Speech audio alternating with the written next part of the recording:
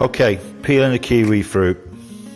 A lot of people use a knife, so you can top and tail it, and then just follow the kiwi fruit, the shape of the kiwi fruit around.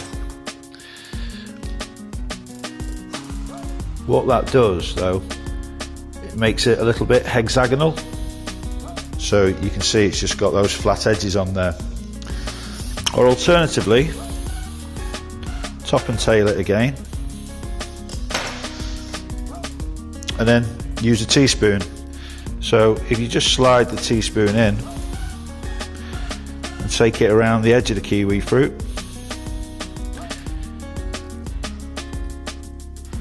you do the same the other side, and just roll it around the teaspoon,